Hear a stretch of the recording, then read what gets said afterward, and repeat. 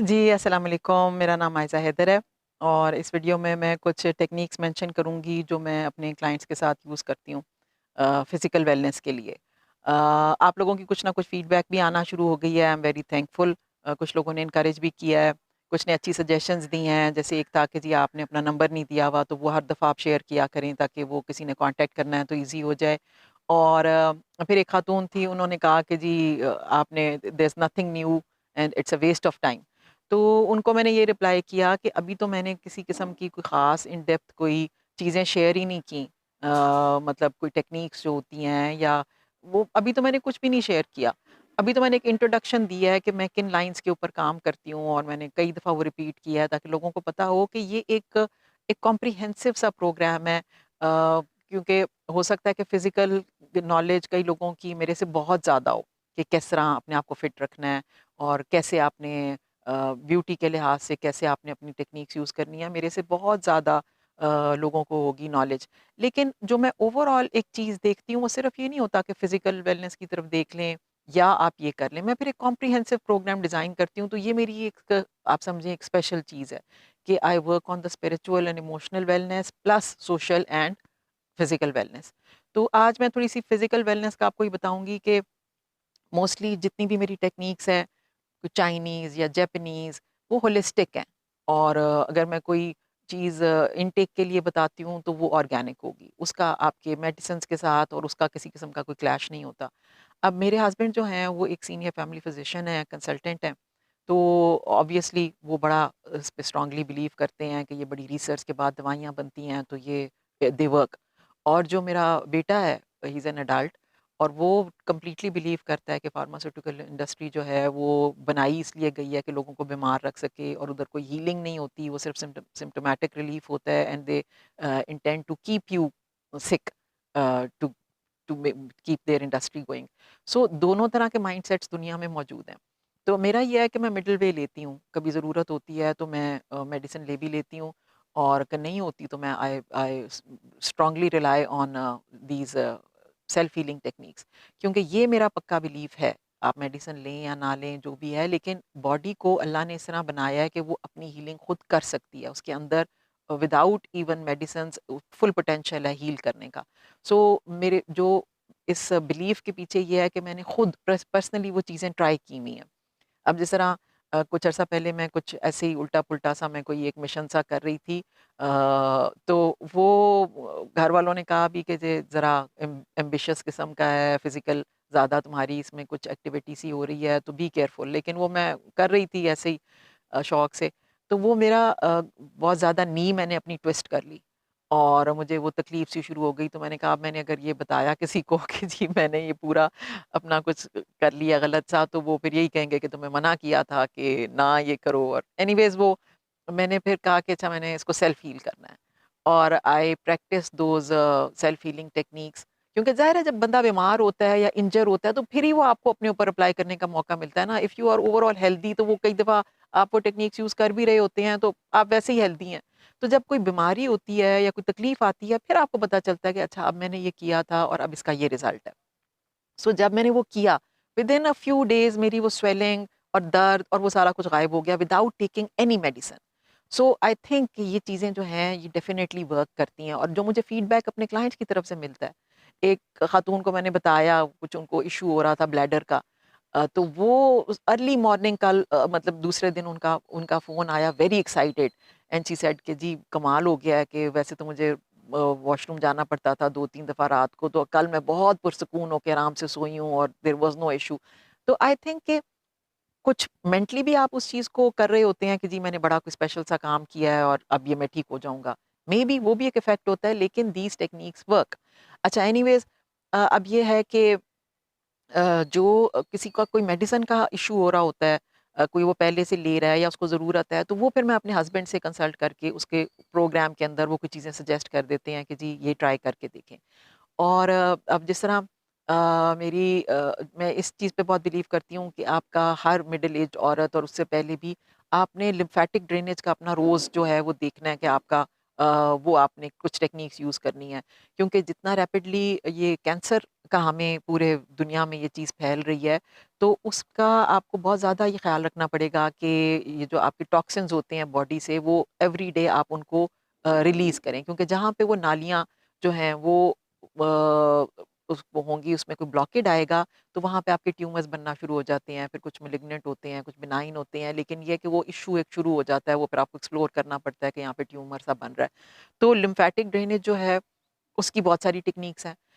अब मैं भी ये यूज़ करती हूँ कि ट्रैम्पोलिन रखी हुई है, सुबह के वक़्त आप बेशक नाश्ते से पहले थोड़ी-सी जंपिंग कर लेते हैं, तो वो जो नालियों के वो कहते हैं ना ढक्कन से उनके ऊपर बने होते हैं ये लिम्फेटिक ड्रेनेज के लिए, तो वो खुलते हैं और वो टॉक्सिन्स जो हैं, वो उसमें से ड्रेन हो जाते हैं। तो वो बहुत ज़बरदस्त एक तरीका है, लेकिन अगर कोई खातून जो है उनका ज़्यादा हैवी जिस्म है या घुटने ठीक नहीं है या कमर में कोई इश्यू है, तो फिर आप एकदम उसको ये सजेस्ट नहीं करेंगे कि तुम जंपे मारना शुरू हो जाओ, फिर आप उसको कोई दूसरी टेक्निक बताएँगे। सो ये छोटी-छोटी चीज़ें हैं जो कि ओवरऑल आप पर्सन टू पर्सन देख के उनको गाइड करते हैं। अच्छा, तो फिर उसके बाद ये है कि कुछ ये होता है कि जिस तरह अब मेरी 1-2 महीने पहले सर्जरी थी, मेजर सर्जरी थी। तो बड़ा अच्छा वो मेरा एक्सपीरियंस रहा पॉज़िटिव कि वो बड़ा उन्होंने केयर भी की और मैं अगले दिन जो थी वो घर वापस आ गई।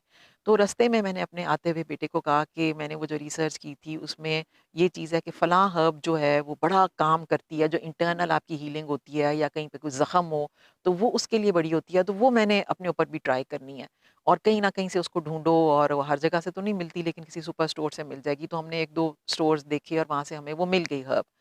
तो मेरी को ट्यूसडे को सर्जरी हुई, अ, वेडनेसडे को मैंने वो एक पानी में डाल के थोड़ा-सा जो है वो मैंने कहा कि अच्छा मैं ये अब ट्राई करती हूँ। तो वो मैंने लिया और उस वक़्त तक आपको पता है सर्जरी के बाद बहुत सारी मेडिसिन्स उन्होंने दी होती हैं, पेन किलर्स, एंटीबायोटिक्स, तो वो आपका पूरा एक नम सा हुआ होता है, यानी कोई पेन आपको फ़ील नहीं हो रही होती कहीं पे भी।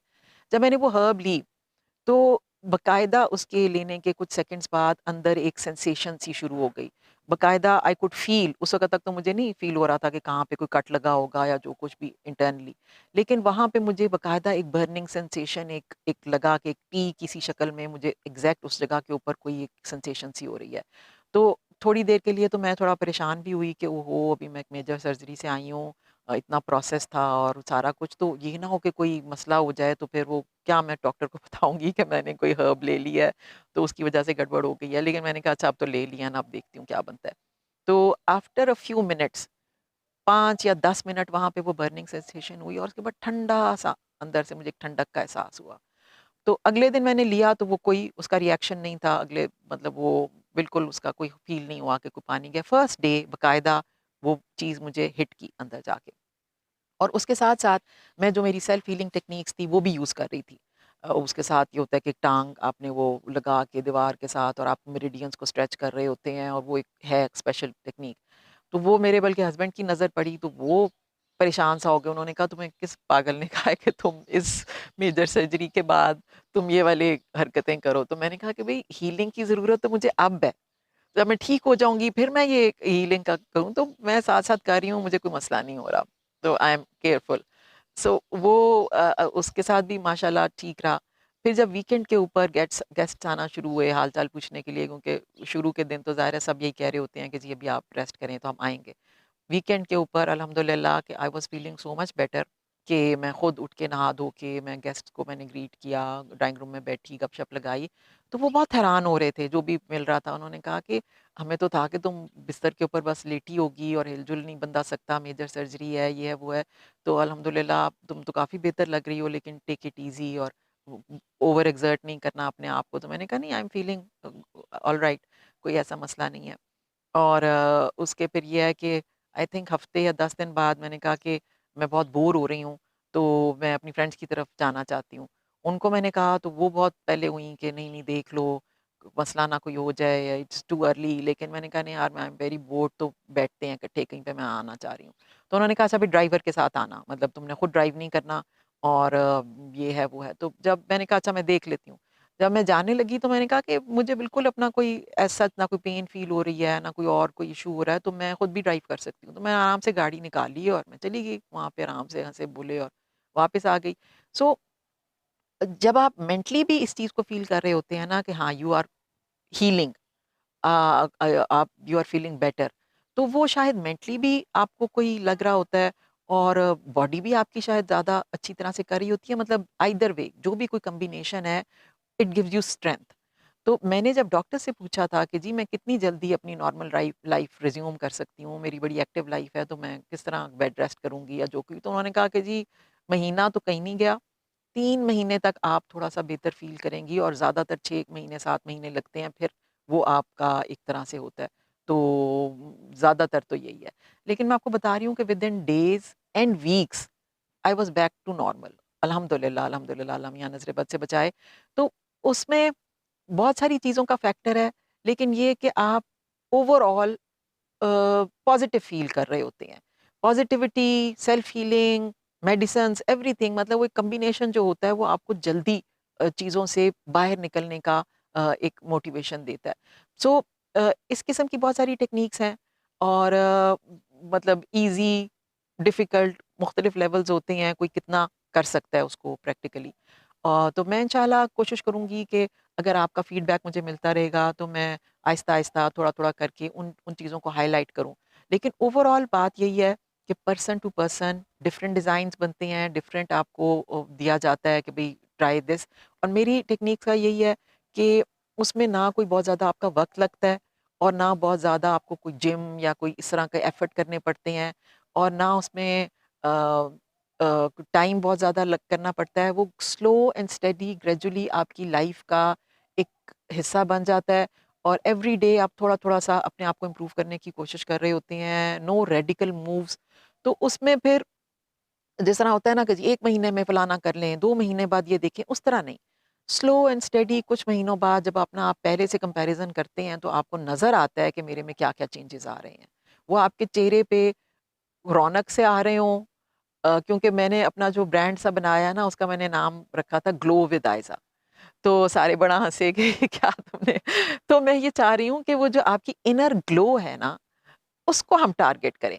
मतलब वो इनर ग्लो तब आती है कि जब आपके अंदर भी कुछ कंटेंटमेंट, कुछ पीस आ गई हो, you are happy, you are content, you are मतलब फीलिंग फिज़िकली वेल, और आपको कोई मोटिवेशन सी मिल रही है कि भई मैंने ये करना है इससे, तो वो ओवरऑल आपके एक ऑरा में, आपकी पूरी पर्सनैलिटी में एक चेंज आ रहा होता है। तो the name I could think of was glow, मतलब there is an inner glow that reflects on your outer self. So इसको मैं इंशाल्लाह और भी इम्प्रूव करने की कोशिश करूंगी। अभी तो मैं आपको बताया कि अपने सर्कल्स में कर रही थी, तो देखें अगर किसी को इससे फ़ायदा होता है तो मेरे लिए एक बहुत बड़ी ब्लेसिंग होगी। इंशाल्लाह इसको लेके चलेंगे और अपने फीडबैक मुझे ज़रूर दें। होपफुली इस जैसे-जैसे आपका फीडबैक आएगा तो मैं देखूंगी कि किस चीज़ को ज़्यादा हाईलाइट करना है और किस इसको कैसे लेके चलना है। तो थैंक यू वेरी मच।